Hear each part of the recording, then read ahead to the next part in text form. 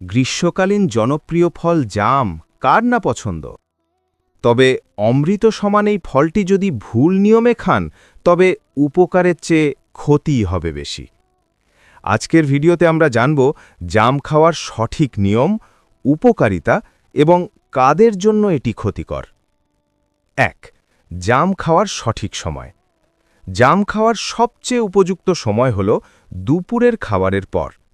ভরা পেটে জাম খেলে এটি হজম শক্তি বাড়াতে এবং লিভার ভালো রাখতে সাহায্য করে।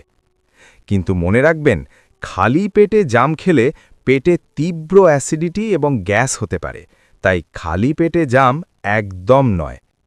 ২. দিনে কয়টি খাওয়া যাবে। একজন সুস্থ মানুষ দিনে ১০০ থেকে ১৫০ গ্রাম পর্যন্ত জাম খেতে পারেন।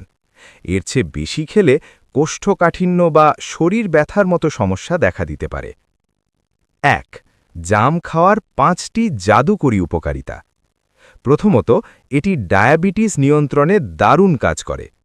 দ্বিতীয়ত, রক্ত পরিষ্কার করে ত্বক উজ্জ্বল করতে সাহায্য করে।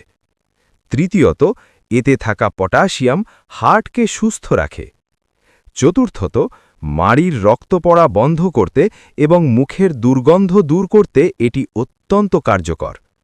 এবং পঞ্চমত, এটি শরীরের রোগ প্রতিরোধ ক্ষমতা বহু গুণ বাড়িয়ে দেয়। ৪. সতর্কতা ও যেভাবে খেলে ক্ষতি হবে।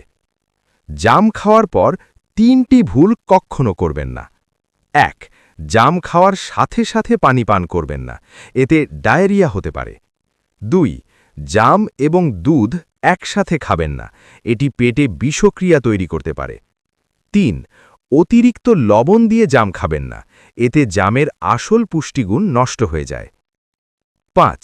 কাদের জন্য জাম নিষেধ। যাদের সামনে কোনো বড় অপারেশন বা সার্জারি আছে তারা জাম এড়িয়ে চলুন। এছাড়াও যারা দীর্ঘস্থায়ী শ্বাসকষ্ট বা অ্যাজমায় ভুগছেন তাদের অতিরিক্ত জাম না খাওয়াই ভালো। উপসংহার: প্রকৃতির এই দানকে সঠিক নিয়মে উপভোগ করুন এবং সুস্থ থাকুন।